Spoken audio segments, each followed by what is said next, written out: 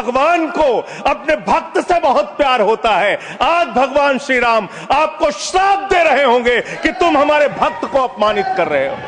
मुझे आज वो दृश्य याद आ रहा है जब भारत की सरकार किसानों के खिलाफ 3 काला कानून लेकर आई थी और उस समय हमने रोका था, मान्यवर, निवेदन किया था, विनती की थी, हाथ जोड़ा था कि किसानों के साथ विश्वासघात मत कीजिए, लेकिन सरकार ने नहीं सुनी। सर, हमने विरोध किया, हम बेल में आए, सरकार को चिताया, हमें सस्पेंड करके बाहर कर दिया गया। सर, 7 दिन तक इसी संसद के परिसर में हम लोग निलंबित करके रखे गए। सरकार ने हमारी बात नहीं सुनी। 1.5 साल तक किसानों ने सड़क पे धरना दिया और 750 किसानों ने अपनी शहादत दी। संजय जी, उसके बाद बिल पर बोलिए। वो उसी पे बोल रहे हैं सर, इसी पे बोल रहे हैं, इसी पे बोल रहे हैं। किसानों पे बोल रहे हैं। इस देश का किसान, बोलिए, इस देश का मजदूर, इस देश का अन्नदाता। सर, आपका चेहरा आ रहा है, मेरा भाषण मेरा चल रहा है, चेहरा आपका आ रहा है। आपका इस देश का किसान आपका आ रहा है, आपका आता है। इस देश का मजदूर, इस देश के करोड़ों लोग सड़कों पर उतरे, उनको खालिस्तानी कहा गया, पाकिस्तानी कहा गया, गोलियां चलाई गई, लाठियां चलाई गई, बड़े बड़े कील गाड़ दिए गए सड़कों पे। और 1.5 साल के बाद प्रधानमंत्री जी एक दिन प्रकट होते हैं, कहते हैं मेरी तपस्या में कमी हो गई, हम कानून वापस ले रहे हैं। आज मैं आपसे कहना चाहता हूं मान्यवर, यह ऐतिहासिक भूल आप करने जा रहे हैं, यह गुनाह और पाप आप दोबारा करने जा रहे हैं। और इस काले कानून को पास करने के बाद इस देश का मजदूर सड़कों पे उतरेगा, इस देश का किसान सड़कों पे उतरेगा, इस देश का आम आदमी सड़कों पे उतरेगा, जिसके पेट और पीठ दोनों पे आप छुरा मारने का काम कर रहे हैं। यह मैं कहना चाहता हूं मान्यवर।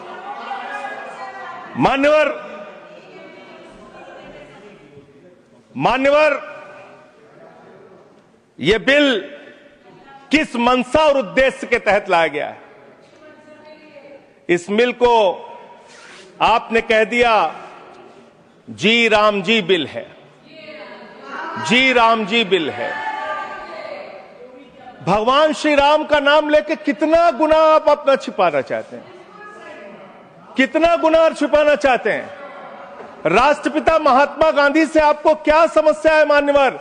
अरे वो राष्ट्रपिता महात्मा गांधी इतने महान है, इतने महान है, इतने महान है कि दुनिया के 80 देशों में उनकी प्रतिमा लगी हुई है मान्यवर, 80 देशों में। और जब G20 का सम्मेलन हुआ, दुनिया के तमाम राष्ट्राध्यक्ष आए, दुनिया के तमाम प्रधानमंत्री और राष्ट्रपति आए, तो भारत के प्रधानमंत्री को मजबूर होकर उसी राजघाट पर महात्मा गांधी के सामने सर झुकाना पड़ा। वो गोलवरकर की समाधि पे नहीं गए, गांधी की समाधि पे गए। वो गोडसे की समाधि पे नहीं गए, गांधी की समाधि पे गए। मान्यवर, राष्ट्रपिता महात्मा गांधी जो राम राज्य की कल्पना करते थे, राष्ट्रपिता महात्मा गांधी जो रघुपति राघव राजा राम का पाठ करते थे, राष्ट्रपिता महात्मा गांधी जो भगवान श्री राम के सच्चे भक्त थे। और याद रखिएगा मान्यवर, इस सरकार को आपके माध्यम से कहना चाहता हूं, भगवान को अपने भक्त से बहुत प्यार होता है। आज भगवान श्री राम आपको श्राप दे रहे होंगे कि तुम हमारे भक्त को अपमानित कर रहे हो, तुम अपने भक्त को, तुम हमारे भक्त को अपमानित कर रहे हो। भगवान श्री राम आपको जरूर श्राप दे रहे होंगे मान्यवर, मैं शिवराज सिंह जी चौहान कृषि मंत्री जी को अटल जी के एक घटना से याद दिलाना चाहता हूं, राम के नाम का महत्व। एक उनके प्रतिद्वंदी ने बयान दिया मान्यवर, राजनीतिक प्रतिद्वंदी ने, उस प्रतिद्वंदी ने कहा अगर अटल जी को पूजा करनी है तो मेरी पूजा क्यों नहीं करते, मेरे नाम में भी राम लिखा हुआ है। अटल जी ने उसको जवाब दिया, राम हमारे लिए मर्यादा के प्रतीक हैं, राम हमारे लिए आदर्श हैं, राम हमारे लिए आराध्य हैं, राम हमारे लिए देवतुल्य हैं। अरे राम वो हैं जो पिता का वचन निभाने के लिए 14 वर्ष तक वनवास में रहे। राम वो है जिसने लंका का नाश किया। और राम चरित्र का नाम है, राम मर्यादा का नाम है, राम आदर्श का नाम है। राम के नाम में चरित्र होना चाहिए, वरना तो हराम में भी राम लिखा हुआ है, वरना तो हराम में भी राम लिखा हुआ है। इसलिए राम का नाम लगा लेने मात्र से आपके गुनाह नहीं छिप जाएंगे।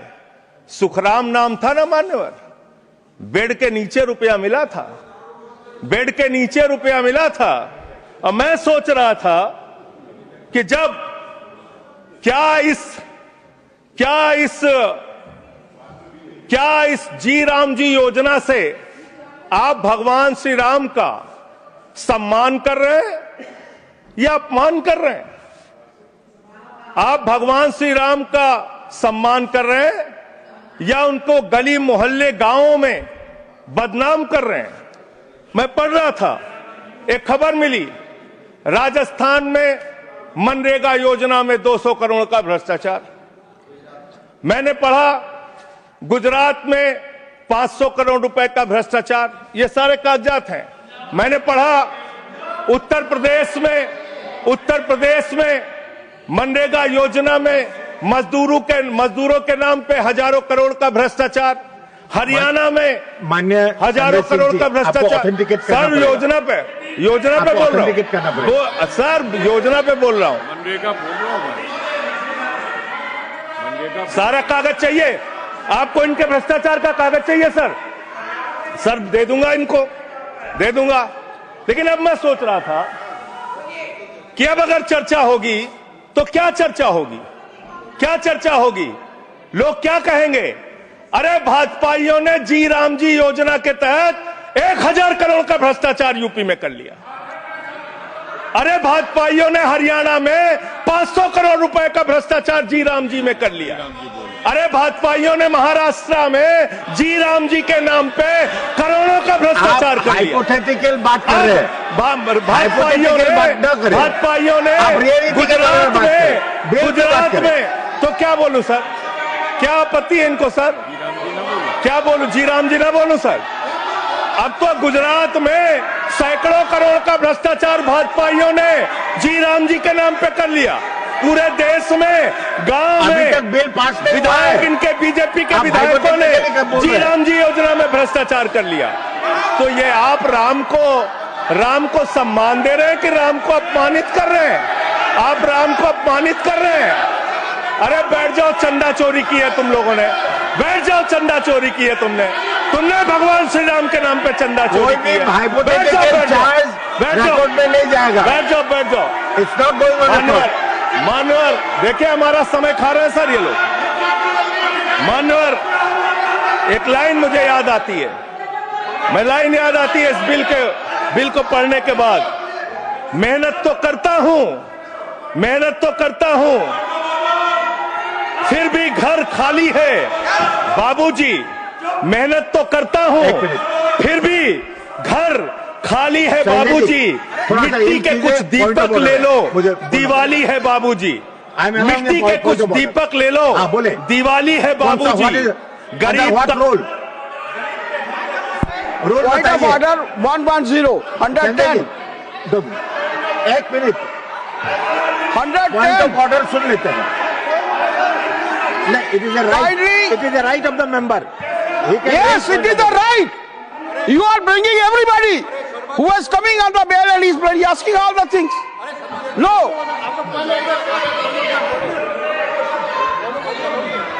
आप अंडर व्हाट रूल? अगर बिल के साथ या बिल से रिलेटेड नहीं है वो रिकॉर्ड में नहीं जाएगा। मैं यही कहना चाहता हूं, kindly refer the scope of the debate.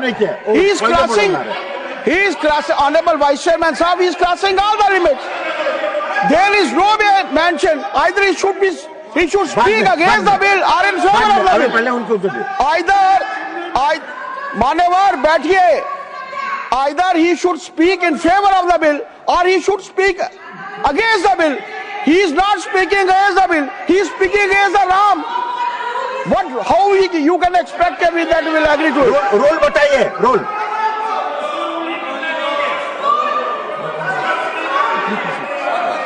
ठीक है, संजय जी कर देते हैं बोलने। Sir LOP wants to speak. जब आपने उनको अलाउ किया, एलओपी को करिए। आपका समय कम है, उनको अलाउ, आपका समय से जाएगा है? आपका समय जो से सर उनका हमारे में से आपका समय पॉज कीजिए सर, पॉज कीजिए। You asked me to stand. अभी नहीं, पॉइंट ऑफ ऑर्डर मैंने सुन लिया है। देखिए, मैंने सुन लिया। नो हाँ, वो देखिए, जो हाइपोथेटिकल बात है वो रिकॉर्ड में नहीं जाएगा। मैंने ऑलरेडी रूलिंग दे चुका है। बताइए। डिप्टी चेयरमैन साहब, आप बड़े सीनियर लीडर है और आप ये सब प्रोसीजर तो आपको मालूम है, फिर बताने की जरूरत नहीं है। लेकिन मैं आपसे विनती करता हूं कि जब वो खामोशी से बात कर रहे हैं और क्या मार रहे हैं क्या? देखिए, वो खामोशी से बात कर रहे हैं, सुनिए। आपको अगर जचता नहीं, अगर आपको ये पसंद नहीं है तो आप उसका उत्तर बाद में दीजिए। पहले सुनिए उनका जो कहना चाहते हैं। हाँ, बोले। और उदाहरण के तौर पर अब उनको बोलने सारी चीजें वो उदाहरण के तौर पर बोल रहे हैं और कागज सामने रख के बोल रहे हैं। इसीलिए आप उनको परमिट देना, माननीय संजय सिंह, कहना जरा खामोश बैठ। धन्यवाद। मान्यवर, मैं भाजपाइयों के लिए, भाजपाई मित्रों के लिए एक गाना गाना चाहता हूं कि देखो ऐ दीवानों ऐसा काम ना करो, राम का नाम बदनाम ना करो, राम का नाम बदनाम ना करो। इस जी राम जी योजना के नाम पे पूरे देश में आप लोगों का जो भ्रष्टाचार है, हम नहीं चाहते कि वो हमारे आराध्य भगवान श्री राम के साथ जुड़े। आप वो भ्रष्टाचार, वो चोरी, वो सारे कुछ लूटखोरी वो जोड़ना चाहते, कमीशन खोरी राम जी के नाम से जोड़ना चाहते हैं। लेकिन मैं क्या करूं मान्यवर, मैं तो कह रहा हूं, आप फिर आ गए मान्यवर, हम लोगों को। हाँ तो मान्यवर हम तो कह रहे हैं, देखो ऐ दीवानों ऐसा काम ना करो, राम का नाम बदनाम ना करो। लेकिन हमारे भाजपाई मित्र कह रहे हैं, राम राम जपना पराया माल अपना, राम राम जपना पराया माल अपना। इनका ध्यान लूटखोरी और भ्रष्टाचार में लगा हुआ है। इस कानून में क्या लिखा हुआ मान्यवर? इस कानून में लिखा हुआ है मान्यवर, इसमें लिखा हुआ है कि 40% हिस्सा राज्य सरकारें देंगी, 60% हिस्सा केंद्र सरकार देगी। पहले 90% हिस्सा केंद्र सरकार देती थी, 10% हिस्सा राज्य सरकारें देती थी। आज तो ज्यादातर राज्य सरकारें आपकी नीतियों की बदौलत, आप जीएसटी का पैसा खाते हैं, राज्यों के टैक्स का पैसा खाते हैं, आपने राज्यों को खोखला कर दिया, आपने राज्यों को कर्ज में डुबा दिया। अब आप कह रहे हैं राज्य सरकारें इसमें पैसा लगाएंगी, यानी आप इस योजना को मारना चाहते हैं, आप इस देश के मजदूरों का हक मारना चाहते हैं, इस योजना को पूरी तरीके से खत्म और समाप्त करना चाहते हैं। इस मंशा से आप इस योजना को लेके आए हैं, क्योंकि राज्यों के ऊपर आज जो कर्जा है वो मैं पढ़ के आपके सामने सुनाना चाहता हूं। तमिलनाडु 8,34,000 करोड़ रुपए, उत्तर प्रदेश 7,69,000 करोड़ रुपए, महाराष्ट्र 7,22,000 करोड़ रुपए, पश्चिम बंगाल 6,58,000 करोड़ रुपए, कर्नाटक 5,57,000 करोड़ रुपए, राजस्थान 5,62,000 करोड़ रुपए, आंध्र प्रदेश 4,85,000 करोड़ रुपए, गुजरात 4,67,000 करोड़ रुपए, केरल 4,29,000 करोड़ रुपए, मध्य प्रदेश 4,18,000 करोड़ रुपए, तेलंगाना 3,89,000 करोड़ रुपए, बिहार 3,19,000 करोड़ रुपए। ये कर्जे में डूबे हुए राज्यों से आप ये कह रहे हैं कि 40% पैसा लगाओ, यानी कि सर आप ये हम बोल रहे हैं, कौन बोल रहा है सर? ये क्या हो रहा है? मैं आपसे पूछना चाहता हूं, राज्य जो कर्जे में डूबे हुए हैं, जो आप बोल रहे हैं वही रिकॉर्ड में जा रहा है। मान्यवर, मैं ये कहना चाहता हूं कि जो राज्य पहले से ही लाखों लाख करोड़ रुपए के कर्जे में डूबे हुए हैं, आप उनसे कह रहे हैं 40% पैसा आपको लगाना होगा। आप इस योजना में कह रहे हैं कि आप एरिया तय करेंगे, एरिया आप निर्धारित करेंगे कहां पे ये आपकी स्कीम लागू होगी या नहीं लागू होगी, इसको आप तय करेंगे। ये कितने 125 दिन की आप बात कर रहे हैं मान्यवर? आंकड़ा उठाकर देख लीजिए, मंत्री जी यहां पर मौजूद हैं। 100 दिन के रोजगार की गारंटी है मनरेगा योजना में, लेकिन औसतन पूरे हिंदुस्तान में 50 दिन से ज्यादा रोजगार आपने नहीं दिया। आपने मजदूरों के साथ धोखा करने का काम किया।